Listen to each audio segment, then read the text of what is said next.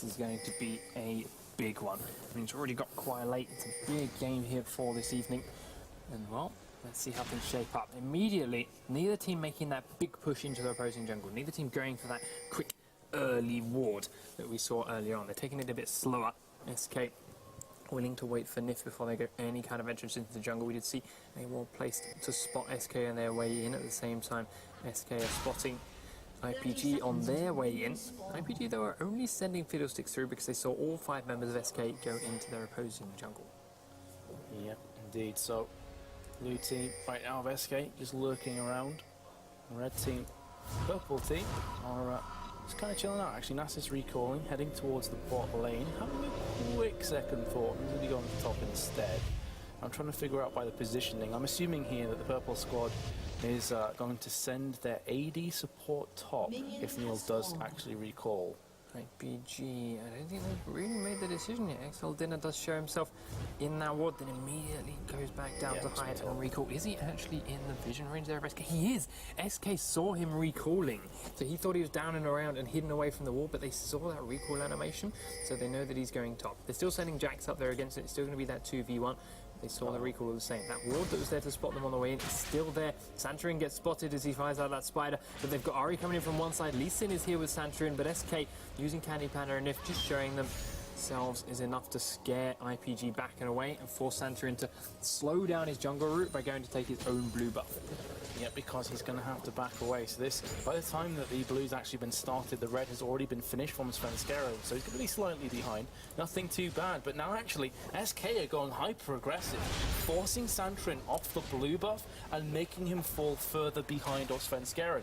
So this means that Shyvana is going to have so much more presence in the early stages of this game, and in fact, they may be coming in to steal this blue. It's going to give it a go. The smite is still up on Svenskero here. Candy Panda doing a great job of zoning Gamble and Santorin away. Svenskero does smite it out, and they do successfully steal that blue off of Elise. This is a great start for SK Gaming. Again, League of Legends, such a domino effect. You catch somebody trying to steal your red buff, you turn it around, and you steal their blue. So that is putting Santorin now a long way behind Svenskero. However, because of the fact that the AD carry and support for SK were busy at blue buff, Nasus has had an okay-ish time, whereas at the top lane, XL Dinner and Niels have been able to push this lane very aggressively. Still though, definitely worth it. Jax did the wolf camp too before basing and now coming back to the lane, so he's got that little bit of wolf camp experience. Gobro getting quite aggressive onto Jezzy, lands a couple of auto attacks, punishes Ari sharply, but Ari's still got some good damage to return to himself. You see that Doran shield starting these in because of the amount of auto attack damage that Ari can put out in these initial levels. Yep, that is one of the strengths of Ari, but going back to the question that we posed before, Panky, Lee Sin against Ari in mid is not something that I've personally seen a great deal of recently. How does this come down? Is there an out-and-out winner, or is it just simply a skill matchup? In some ways it's a skill matchup, you know, like a straight-up fight. Of course, if they stand there and beat into each other, Lee Sin's going to come out on top, which is what these early levels initially end up being. Stand there and punch each other more than ability. But once those abilities start getting in, once Ari starts scaling up the power of her Orbs of Deception, she's going to be ramming Lee Sin under that turret almost instantly with a quick wave. Orb of Deception goes through the entire thing, and as a result, Godbro's going to start having to fight the tower for CS. And one quick charm in the wrong direction, Godbro could easily fall down to Jezzy's burst. Yeah, especially with Shyvana being ahead right now of Elise. At level 6 is going to be coming thick and fast right now from Svenskero. Going to be recalling, has yet to do so far.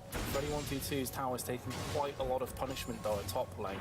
So they need to keep that in the back of their mind. Do you think Svenskero's going to go top and babysit Jax for a little while, keep that tower alive? Maybe, and he is heading in that direction, to be honest. He's also kind of got to keep an eye out and probably, I would, keep punishing this Elise. They know he's behind a little way. They know Shyvana's great at invades. He's great at 1v1ing. She's pretty good at doing it against Elise too in these early levels.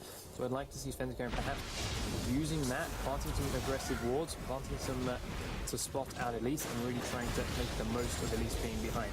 But showing himself top lane this time around. I mean, Freddy is due a base and probably needs to get back shortly.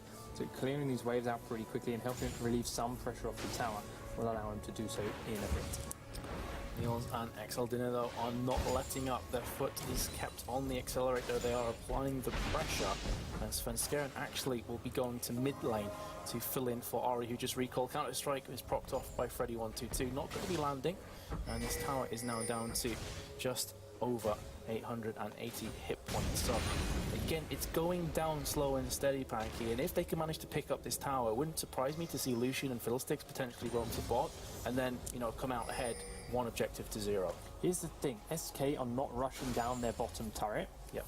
They are taking it slow and they're freezing it away from Nasus, because even under that turret, Nasus can start stacking his Q and get strong with it. Frozen, he can't even get close at all. Now, for this reason, IPG need to rush down that turret so they can rotate back and give Nasus some time 1v1 against Freddy.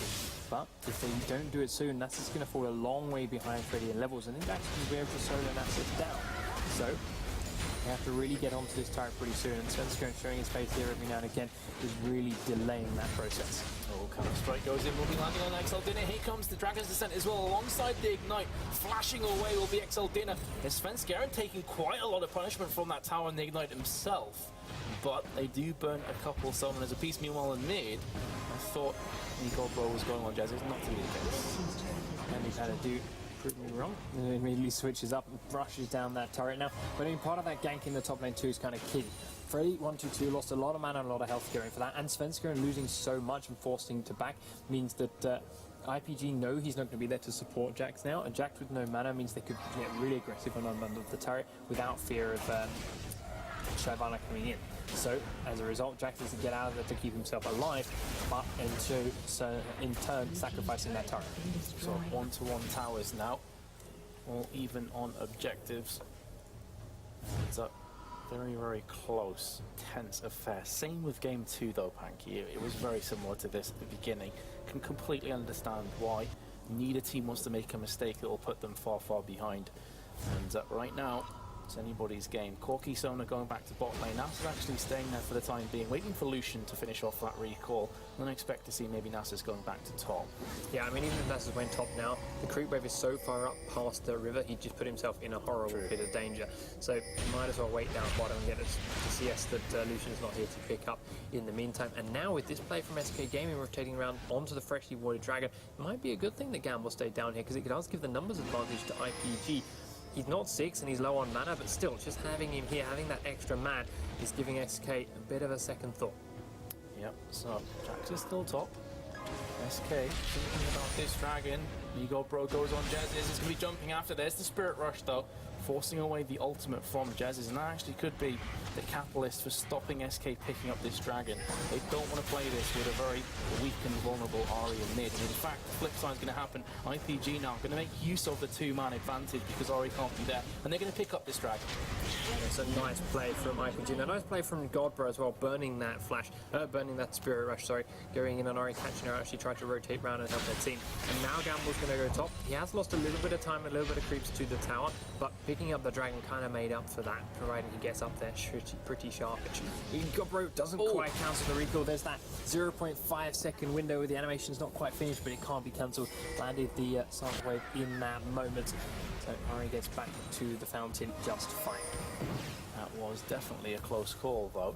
But what did Ahri get when he travels back? Sork Shoes and the Phoenix Codex. So more often than not, you're going to see an Ahri maybe go Deathfire Grasp. It's not completely out of the question. Phoenix Codex definitely does keep her options open for now. Samson was a bot lane, but it's actually just going to be backing away. Niels keeping that pressure up on the Candy Panda. 68 CS to 62 in favour of SK Gaming's bottom lane. Phage and Adoran's on the pair of them, but there is the extra boots here on Lucian, so he's going to be that little bit more mobile on top of the fact that he has the dash, but that Valkyrie is still a very long distance, depending on how Candy Panda chooses to use it. So we'll wait and see what goes on in that lane. Still got that Fear and Silence combination from Fiddlestick to be wary of, but Nif is going to hit level 6 shortly, and then that Crescendo is going to come into play. Top lane though. Do you see Svenska making a move right now? Has a Dragon's Descent as well. Fury of the Sands and Ghost are both available for Nasus, so this is going to be a very difficult dog to take down.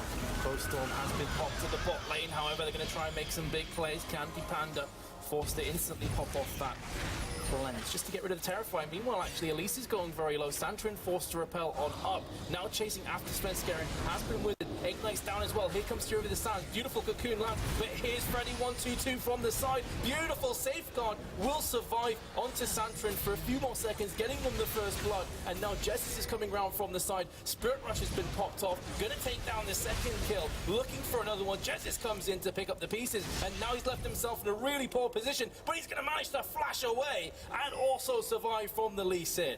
Wow, the Sonic Wave had landed from Lee Sin. He used the Resonating Strike at a point which he thought was enough damage to get the kill, but it wasn't quite. It was just enough health left on Jessis for him to get away afterwards. With a quick flash over the wall, he does get on out of there with his life. Candy Panda rotating around towards the mid lane as IPG rotate to try and kill it, but with the three members here, Candy cannot defend it on his own, and they're going to put a lot of damage. In fact, Flash Fear comes out from Exogenics. The cleanse isn't there. Candy's got the Ignite burning. Flash forward from Lucian isn't quite enough damage, and the Ignite's not enough either. They won't get the turret now after that, and they burned a lot trying to kill Candy Panda. Terrify comes down, Svenskeren followed by the Cocoon. Takes quite a lot of damage, but right there we saw the power of a Phage. He's saving the bacon of Candy Panda, who narrowly escaped death. So we'll be going back and picking up the components of a sheep. IPG looking to try and gain these opportunities. We see a couple of kills, or 8 kill going over to Nasus, and 1 kill going over to Lee Sin too. So we've started to get a couple more damage items coming out of Godbro's Lee. Now that Tiamat on the way. Ari picking up the 1 kill, but more importantly for Ari, she got a double buff from that engagement. Yeah. So she's going to be quite the menace for the foreseeable future. Elite fighting now with Freddy. Now that their levels have evened out a little bit. He's got a quick Negatron's cloak, building that Spirit Visage pretty rapidly to help himself sustain in lane and just to help himself become a bit of a monster. There's a lot of magic damage that comes out of both Jax, Shyvana and Ari as a combination. And well, I like this play from IPG. They're sending Godbro down to the bottom lane now because he's going to have trouble dealing with Ari from this point on, but only after he's got the Tiamat, because that AoE lane sustain is going to help him stick there for quite some time. So Dragon's back up in a few minutes. It's quite interesting to see which team decides to pounce on top of that. Speaking of pouncing, Godbro is after Nif. The crescendo comes down. Here's XL Dinner from the side. He's charging up the Crow Storm, but everyone has already left this party. They're not interested. XL Dinner is chasing after them. He's not going to be able to catch up. Yeah, that was a little bit questionable. We have Ari coming through into the Dragon Pen. She can see them. There's a ward. They know she's in there, so they're making sure they steer well clear.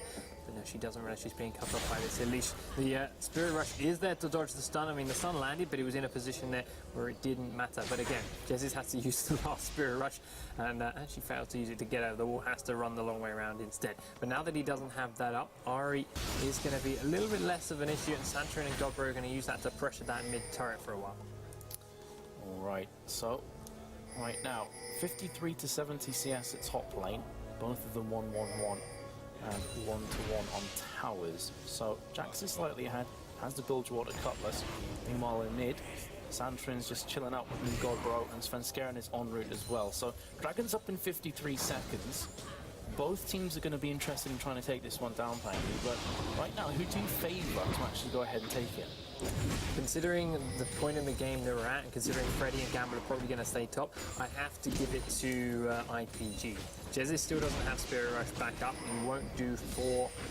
He might just about get it as time the Dragon comes back up, but with Lee Sin being as strong as he is at this point, with Lucian being pretty powerful, and with the Crow Storm coming back up just in time for the Drake, you see IPG, providing they land them all on top of each other, and XL Dinner doesn't completely waste his Crow Storm, they should be in a pretty good position for this fight.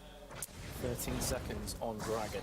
No teleports for either side, so this is more than likely going to turn into a 4 versus 4 brawl if anything kicks off. 4 seconds now. SK actually forcing IPG back to the mid lane. It could be a case as well that IPG are happy to trade Dragon for a tower if worst comes to worst, and they'll just push right down mid. But it looks like SK are not going to give them that option. They're going to take back around. They realise they've lost the positioning. We do see Elise repels over into the Wraith camp. Svenska is going to go and find him. Top lane, Gamble and Freddy trading back sword again, but Gamble lacking the mana at the moment. He does take another whack on the head from Freddy. Svenska now stealing away this red buff. Sandrine just runs straight past it.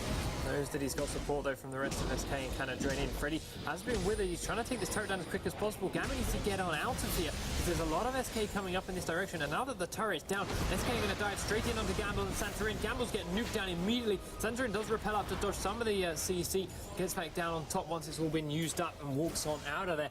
Gamble hung around way too long under that turret. There's charm lands in the mid lane, but ultimately amounts to nothing. So kill and tower going into the hands of SK Gaming as a cocoon lands there from Elise. 3 players going to be pushing top against the vulnerable Santorin. I don't favour his odds. This can actually translate and indeed transition into a second top tower falling as well. Indeed, SK going to pick this one up. So 1 kill, 2 towers in the hands of SK Gaming. Yeah, I mean, they also took Santorin very low and burnt a lot of his mana too. They wanted to kill Crystal mid. Does go on to Jizzy's. The fear is there. Oh, it's last second flash from Jizzy's takes him away from that sonic wave, and Godbro cannot keep the chase going any further despite trying to use the ward and safeguard combination to get a bit closer. Jezis lives to fight another day. This guy keeps getting away by the skin of his teeth. So close yet so far. However, forcing Ori away in mid will give them this mid tower. The 5th of the game, 2nd to IPG. And this dragon also has to be mentioned, Panky, although there was a bit of flirting going on there. Dragon's still available for both teams. It's just a case of who wants it more. Right now, judging by the movements, that looks to be SK Gaming. Yeah, they're making their way down in that direction as a more cohesive unit, especially with Gamble now up in that top lane. It's not a massive teleport. He's going to have to be well clear of this fight, and well, IPG cannot take any kind of contest with SK without Gamble coming down. So SK do grab themselves another quick 1,000 gold, 3 kills to 2, 3 turrets to 2, and now 2 dragons to 0. SK Gaming up by 2,000 gold. Semi-finals of Dreamhack Winter 2013. Score is 1-1. It all comes down to this. As you said before, this is a blank slate. Forget the previous games, it's all about this. All the games that we've had over the last couple of days comes down to this moment right now. Who will sink and swim? Who will fight or flight? Right now, SK Gaming have had a nice start, but it's only 2.4k gold. It's nothing too huge. Oh, XL Dinner's looking to try and catch Corky out with Lucian. Instead, he may have got himself caught. Does pop the cleanse on Candy Panda after a quick fear, but Candy's going to keep the chase up. XL Dinner's hiding in a bush that's warded, and Candy will pick up the kill virtually solo. Yeah, not a great deal that XL could do about that once he'd been caught, and now because it's a 4 versus 5, SK Gaming say 4 versus 5, it's actually a 4 versus 4 because Jack's at the top lane. Culling comes out, Cocoon will be landing on Jez's as well, so they have managed to keep this tower alive for a bit longer, but that's just a few auto attacks away from falling.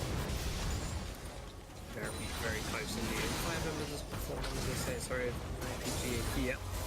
Cocoon doesn't hit anyone this time around. The turret still getting whittled down. The charm does land onto Gamble. That's a lot of damage. The Sonar comes out from Mythic and the nuke straight in onto Nasus. Doesn't even get a chance to pop his ultimate off. Repels up from Elise. She's going to come back down in the danger zone. Forced to flash over the wall. Lee Sin is on full retreat as well. Has to burn both of his flash and his safeguard away. Except Dinner's back up with a fear, but still Svenska is so incredibly tanky. He doesn't seem to mind. And on the top side of the map, here comes Freddy 122 around behind the turret. Focuses in onto Niels. Down he goes. And SK Gaming are looking dominant in this final game.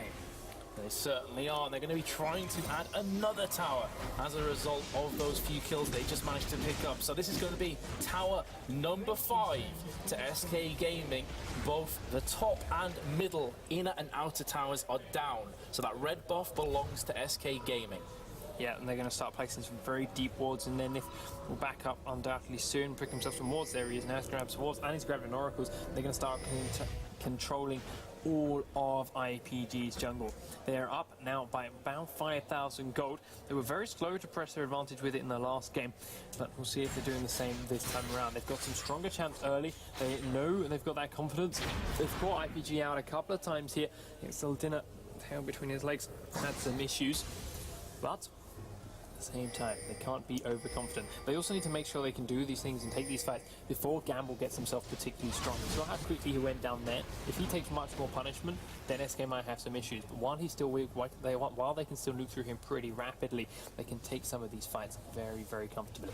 And that's one of the issues that they found themselves in game number 1, where they stalled too long and allowed Vayne to get huge. So they don't want to make that same mistake twice. What I would say is, looking at the kills and how they've spread out, they've got kills on everyone important.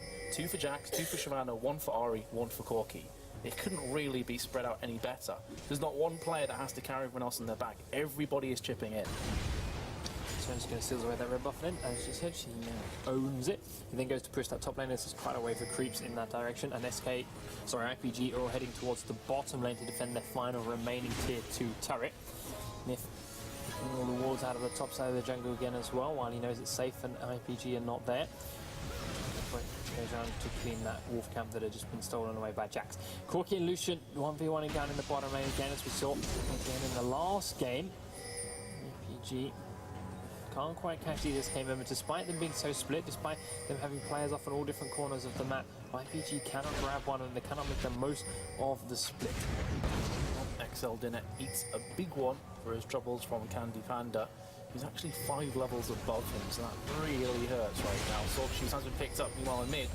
Goko was thinking about potentially starting something off, but again, SK Gaming, they're rotating round in time. Culling comes out from Lucian. This tower's still taking a bit of damage, and this next creep wave could very well prove to spell doom for this last outer tower that IPG still have. I was about to say Jax rotating around behind IPG, but no, it was Corki that ran straight around behind him. And he's going towards that middle lane to try and focus down that inhibitor turret. Gamble goes across to deal with him. The charm does land onto XL Dinner, but we don't see SK really diving in onto it. Gamble's then out to try and deal with Corki, so he backs up a little way and is just poking him from a distance. Now he's coming back around to rotate, get around behind his team. This is very risky for Corki, but SK Gaming do start landing quite a bit of damage onto this tier 2 turret while the big wave of creeps is there. Yep, tower nearly at 50% HP.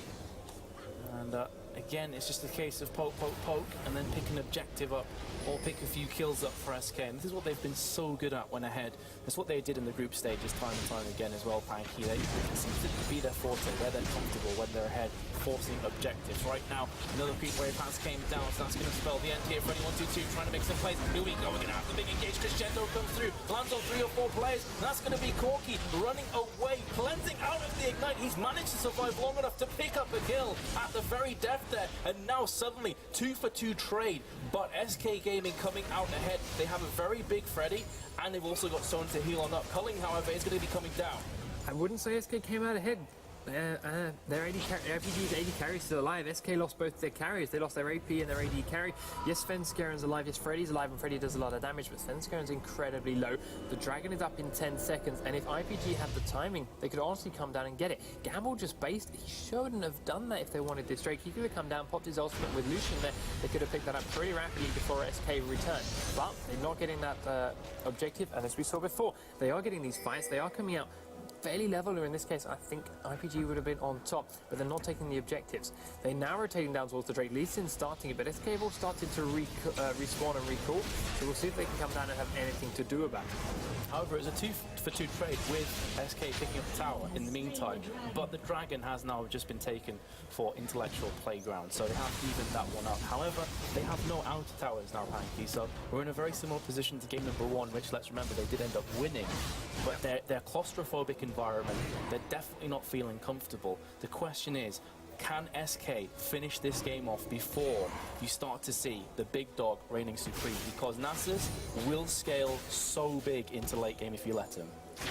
Certainly a couple of bigger items to his name now. Nif in that Baron pit looking to clean away that warp. He wants some help from Svenskaren first so that when that bird comes over, oh, it doesn't, oh, he aggroed Baron with the last shot, so he does just catch Nif in the back. Gamble now trading with Freddy 1-2-2 in that mid lane. As now Corki finished his push in the bottom lane, rotated to mid. So Lucian's down bottom. 4 members of IPG here in the jungle around the red buff. 5 members of SK. So they need to be careful not to catch those random flying charms. As Lucian now comes back across the out, so it's a 5v5 again towards the middle of the map. SK just looking for the opening, cleaning the walls, taking away the vision, making sure they have control of IPG's side of the map. Yep, and this is really the situation that IPG are going to be in for the foreseeable future. only 24 minutes through, and they're completely reliant on the sanctuary of their inhib towers. They can't really branch off. Look at the ward coverage right now from SK Gaming. They have everything warded around red. Look at that map. It's just all blue. So wherever IPG go, they're going to be spotted by SK Gaming. They can't creep up on SK anymore. They can't get picks. It's going to have to come down to stuff like this if Jesse does get caught, but just going to be darting away. There is an IPG ward in the Baron, so SK trying to do that. Flash ball from Nick, going to get the Sonoros mount. 4 people. You see Ari going in deep on the backside, which gets zoned up by Lee Sin. Neil's taking a lot of damage. There's the XL winner ultimate. SK still have a lot of health. Svenskeren doesn't even care that he's inside that ultimate from Fiddlestick. He's just going straight for him. Picks up Gamble with the help of Candy Panda. Svenskeren picks up XL winner afterwards. Jack dueling down that Elise finishes him off. Lucian's still standing. Lee Sin is an incredibly low health. He's in the SK jungle, but SK only lost Ari during all of that, and they picked up 3. Now they can rotate straight back around to the Baron. They certainly can. But Nico, bro, he's strong enough to pose some issues here if given half a chance. Yeah, I mean, Lucian's full Svenskeren and HP. Freddy are losing quite a lot of health. Exactly. You see, Lucian still has the culling. He's going to come by and find out that over the wall. Going to take Candy Panda down fairly low. Do you get a good Sonic Wave lands out onto Svenskeren? Baron's helping out. Candy Panda's incredibly low. And while they didn't pick up any kills, they did stop the Baron attempt, and they are not quite done yet. Gopper's looking to fire another Sonic Wave over the wall. Does catch Candy. Does catch Freddy, sorry. But it just slows the recalls down a little bit longer. Now he can rotate towards that top lane and push it in. And with those delayed recalls, there's a ping onto Baron from IPG. They might just be able to rush this one down while those members of SK delayed their recalls and therefore delayed their healing.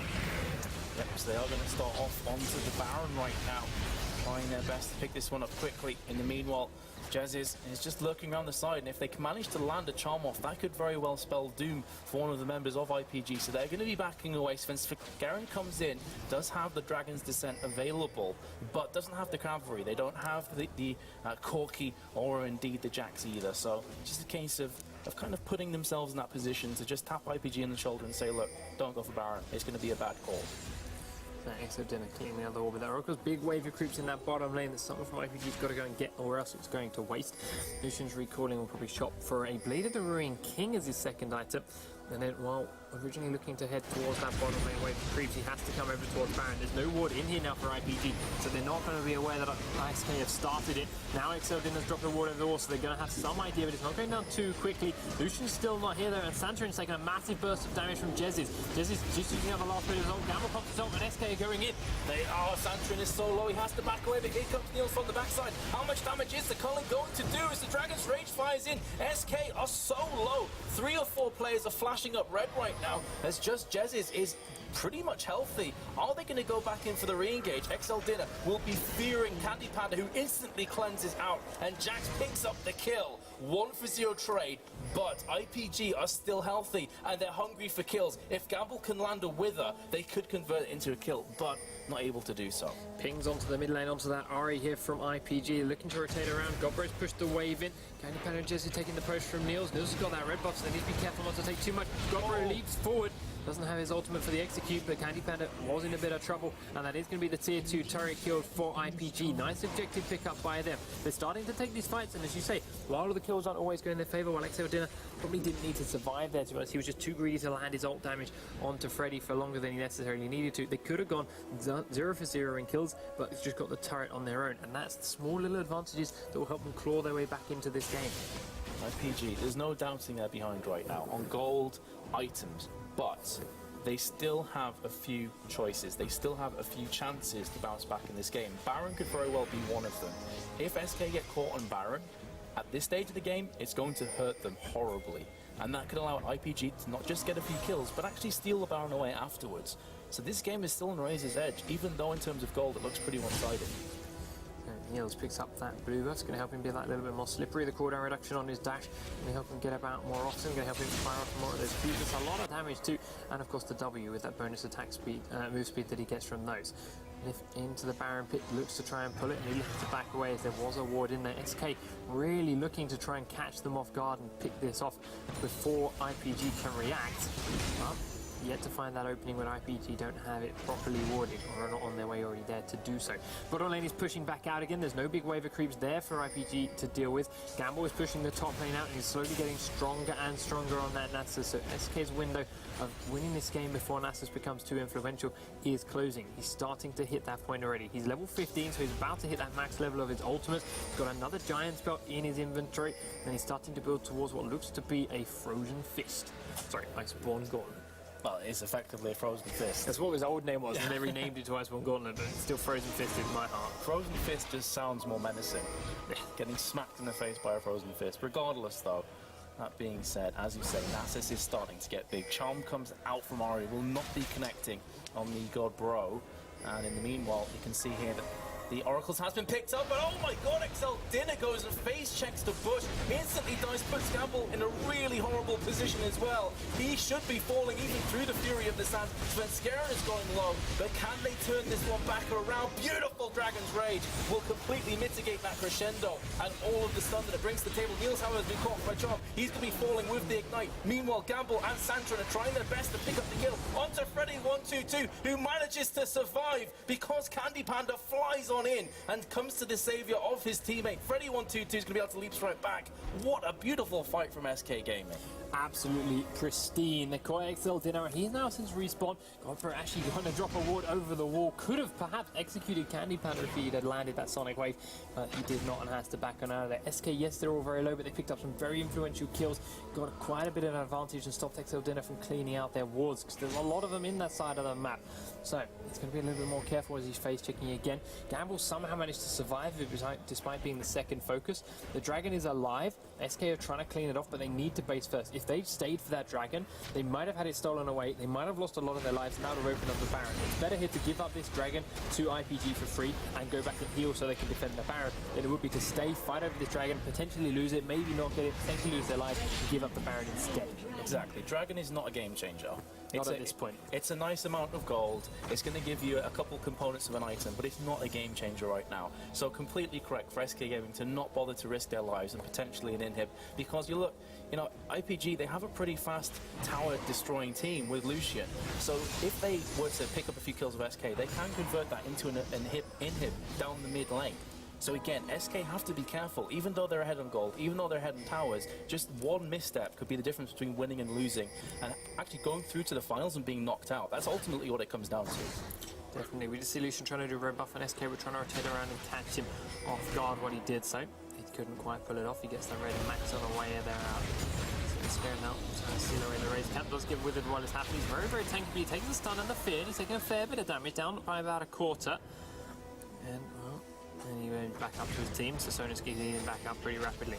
Jack's now started pushing that top lane with the other 5 members of IPG in the mid lane.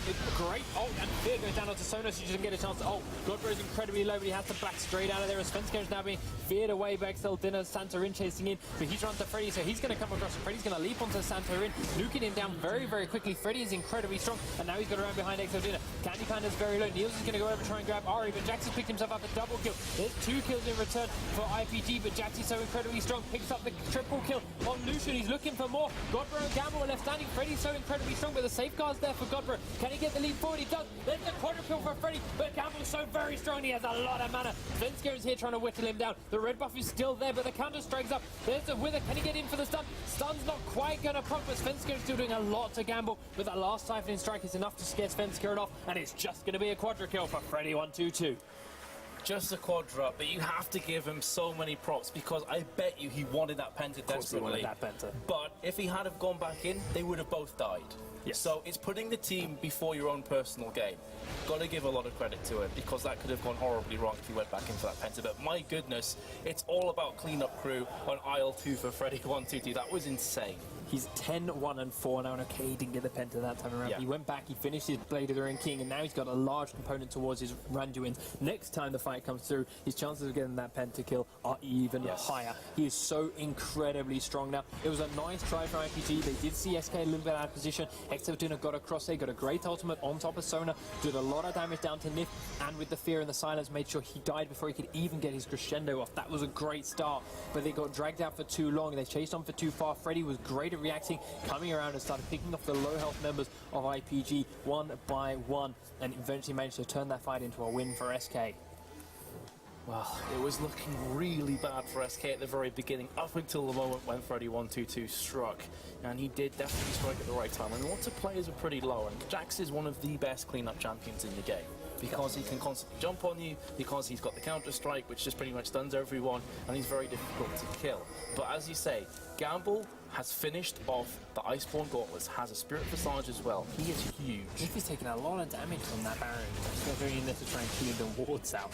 He's using a lot of mana to get his health back up before this fight's even going to begin. Yep, that is certainly true, but they do have Sona, and Nif is Sona, so can just keep healing back up again.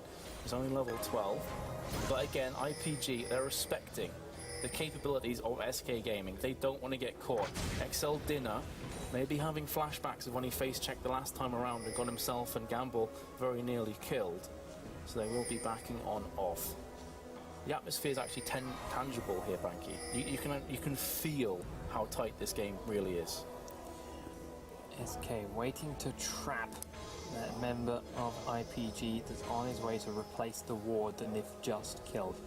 Who's it going to be that walks into that bush? Santorin's exposed himself. There's a leap forward from Freddy. He gets the stun down, but a quick repel. Tries to save Elise's life for as long as possible, but it's not going to change much. Dinner gets charmed back by Ari, and that's going to be a second kill for Corky. Quick flash from Dinner actually saves his life for a little bit longer, but he drops down to Ari afterwards. SK are looking great right now. They've picked up 2. They have lost Nif, but he did get his crescendo off this time around. Godbro's on the run. He's got Niels for support, and they're both trying to make their way down towards this bottom lane. Corky's following them. Got to be careful they don't turn on him because he hasn't got the support of his team, as SK has the remaining 4 members are pushing straight for this middle inhibitor. They're going to be able to pick up this tower with ease. You can see the recalls coming thick and fast right now from Intellectual Playground. 15 seconds left on Nif. 13, 12 on Santorin. And XL did a nice charm there from Ari, keeping Nasus at bay. And they do pick up that middle inhibitor. So again, SK Gaming, they get the slight advantage in kills, and they pick up an objective off the back of it. 21-9 looks very one-sided, but still, IPG are in this game. Has to be said though, losing that mid-in hit's definitely not putting them in a favourable position. Culling comes down from Lucian. That did a lot of damage to Corky this time around, while as we mentioned, it doesn't look like much because it does lots of tiny little chunks. When they all land on one squishy target like Corky there, you do see quite how much of an effect they really have.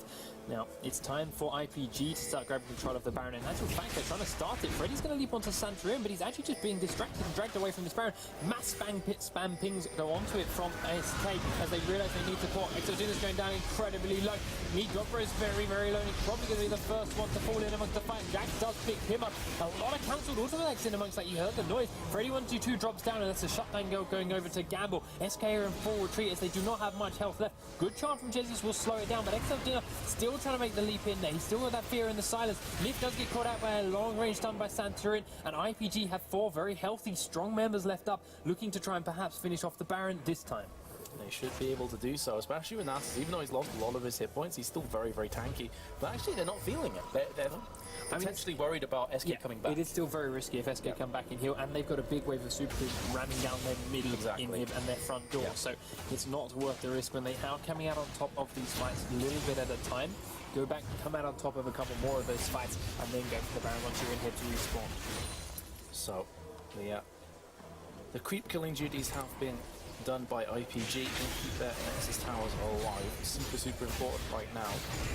Still, Dragon's up, and there must be something wrong with the Banner taking down Dragon.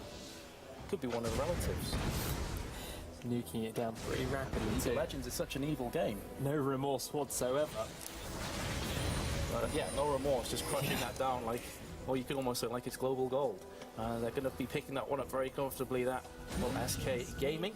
IPG still in a similar position they found themselves for, to be fair, the last 15 minutes. Their outer towers went very early, 24 minutes I believe was the time, and since then they've been on the back foot. They have been able though, even when well and truly behind, to make big team fights happen. Because I mean, IPG have initiated these last couple of fights. They are by no means scared to do so. Do get a stun and a fear onto Fence going there as he started to put some damage down onto Gamble. But now IPG are all grouped back up again. And as we mentioned, they've not been scared to start the last few fights, so that may still happen again shortly. This got that Oracles and is cleaning out the Baron wards that are here again. But there's a big wave of creeps in that bottom lane pushing towards IPG's base that they're going to have to be aware of. Yeah, so again, touchy-feely League of Legends. Both teams realise the importance of this next fight. If it's a clean sweep, if SK were to win, they win the game. If IPG get an ace, they can maybe win the game, but they're at the very least going to get a Nexus Tower and an inhib. So that's the importance of this next fight. That's the reason both teams seem very, very cautious. That's going to be Jax jumping in first. Wither goes down. Do they want to engage off this? Probably not, because Santrin was a bit too far behind the rest of his team. Lift back in that Baron pit again with his Oracles, making sure takes complete control of that vision. Now SK hiding around one corner, looking to try and bait somebody in again. Exo did know their wards from a very safe position over the far side, and the vision of the Baron is regained. They know they're not in it, and they know how they have to be very careful of SK. But yes, that bot lane creep wave is doing a lot of damage to that turret. Down it goes, and IPG now have to split up. They see Nico go to the top lane. They're sending someone to the bottom lane. It's looking like Gamble. Now they realize that that Baron has been started this time by SK. They all have to close back in on again. But that creep wave in the bottom lane is still there, and it's still pushing, and there's still a chance it's going to hit onto the inhib. So SK just have to keep dancing and keep IPG busy here at the Baron, and they're going to get a second inhib for free. They are, and IPG made the call. We want to try and kill them on Baron, stop that Baron. That's more important to us than the inhib. The inhib's already about half hit points. They are going to be potentially thinking about an engage soon, as Baron has been started once again from SK Gaming. And in the meanwhile, you do see IPG starting to lurk around this area. Baron knocking everyone back. Here we go. Cullen goes in. Gamble's going to be taking point. Puts down the damage, and here comes Ari instantly. Jesus will be going down. Baron is still attacking in the meanwhile, though. Spencer's going to be the second to fall. 1 for 2 trade. Meanwhile, that's going to be double kill for Lucian, which of the AD carries is going to come out on top. Thus far, looks like Niels will be, but here's Freddy 1-2-2. Can he get that quadra again? He's got his triple. There is a possibility of a pentakill this time around. But again, he's very low, and Gamble's huge. Gamble chasing on to Freddy. He hasn't got much mana, but he has got that bonus damage proc already there. Freddy leaps back in with another counter strike. Does have to burn away as soon as the stun's done, but the bottom inhibitor has fallen. Oh no. Corki has managed to rotate around towards the middle lane this time, and he's got that respawn back in his sight. He's in fact going to ignore it, leave it to the creeps. Corki straight onto the Nexus turrets, as only member of IPG left standing is Gamble, and he's been kept busy by Nif. Nif could cancel that recall. He doesn't know what's happening, but Jax is now rotating back around to come and help Candy Panda. So Freddy 1-2-2 and Candy going to focus down this second inhibitor, and there's still a massive wave of super creeps coming up this mid wave that was there. Gamble's back into his base now. Exo Dinner has respawned, and for now, IPG have held on to their Nexus turrets, but with 2 inhibitors dead, this bottom one that really could have been avoided if they just gave up on the Baron. SK are now going to get the Baron for free afterwards, and IPG giving themselves a mountain instead of a hill. And this top tower has been damaged as well. It's not particularly low, but it has lost a big chunk. So it's really not looking good for IPG. As you say, with both of those inhibs being down, all SK have to do at this point, Panky, is just wait for the super minions to push.